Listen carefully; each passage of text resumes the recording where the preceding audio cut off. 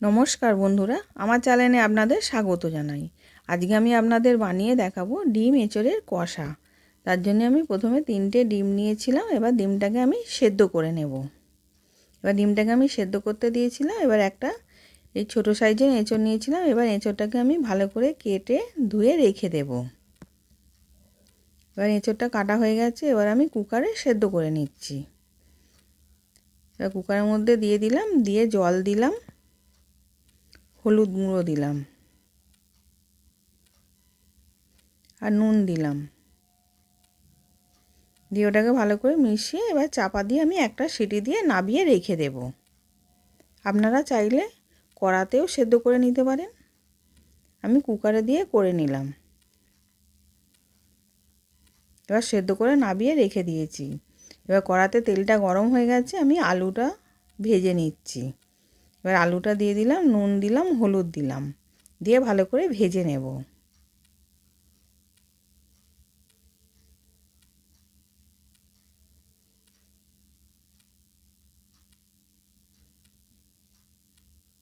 এবার আলুটা ভাজা হয়ে গেছে, আমি তুলে নিচ্ছি। এবার আলুটাকে তুলে নিলাম। এবার ওই তেলের মধ্যেই ছোটো এলাচ আর দারচিনি ফোড়ন দিলাম। পেঁয়াজকে গ্রেটারে কুড়ে রেখেছিলাম, পেঁয়াজ দিয়ে দিলাম, দিয়ে পেঁয়াজটা ভালো করে ভেজে নেব।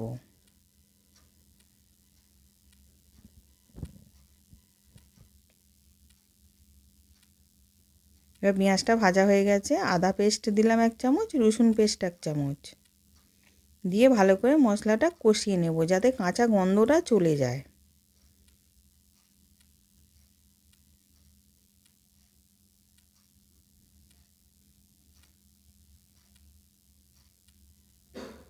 এবার ভালো করে কষানো হয়ে গেছে। এবার আমি একটা টমেটোটাকে গ্রেটারে কুড়ে রেখেছিলাম, সেটাকেও দিয়ে দিলাম, দিয়ে ওটাকেও ভালো করে কষিয়ে নেব যাতে টমেটোর কাঁচা গন্ধটা চলে যায়। এবার ওটাও ভাজা হয়ে গেছে। এবার ওর মধ্যে কিছু গুঁড়ো মশলা দিয়ে দেব। হলুদ গুঁড়ো, কাশ্মীরি লঙ্কা গুঁড়ো, ধনে গুঁড়ো, জিরে গুঁড়ো আর কাঁচা লঙ্কা পেস্ট দিলাম, দিয়ে সব একসাথে ভালো করে কষিয়ে নেব তেল ছাড়া পর্যন্ত।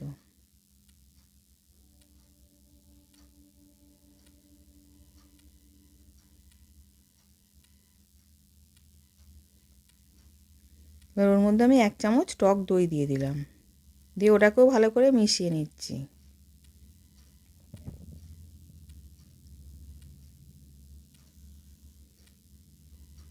এবার ওটাও ভালো করে মিশিয়ে তেল ছেড়ে গেছে। এবার আমি আলুটা আর এঁচোড়টা দিয়ে দিলাম, দিয়ে ওটাও মশলার সাথে ভালো করে কষিয়ে নেব।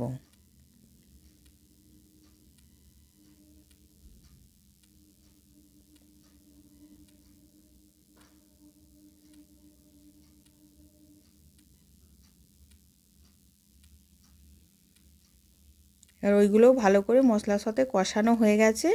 এবার আমি ওদের পরিমাণ মতো জল দিয়ে দিচ্ছি, খুব বেশি জল দেব না।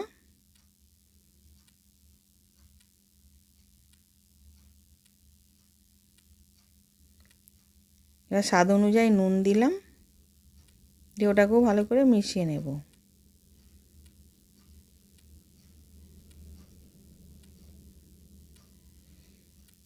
এবার ঝোলটা ফুটে গেছে। এবার আমি 3টে ডিম দিয়ে দিলাম, দিয়ে ওটা চাপা দিয়ে দেব কিছুক্ষণ সেদ্ধ হওয়ার জন্যে। এবার ওটা হয়ে গেছে সব সেদ্ধ, আলুও সেদ্ধ হয়ে গেছে, এঁচোড়ও সেদ্ধ হয়ে গেছে।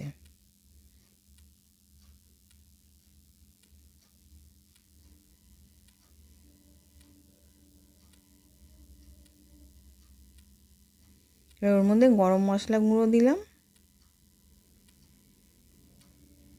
আর 1 চামচ ঘি দিলাম, দিয়ে ওটাকে ভালো করে মিশিয়ে নেব। মিশিয়ে ফুটে গেলে আমি নামিয়ে নেব।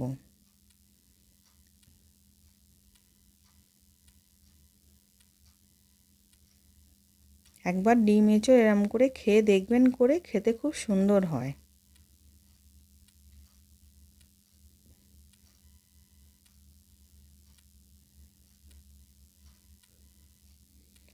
এবার হয়ে গেছে, আমি নামিয়ে নিয়েছি, সার্ভ করার জন্য রেডি। নতুন নতুন রেসিপি দেখতে লাইক দিয়ে ফলো করে রাখো। আশা করছি ভিডিওটা ভালো লেগেছে। আমি হাজির হব আর এক নতুন রেসিপির সাথে।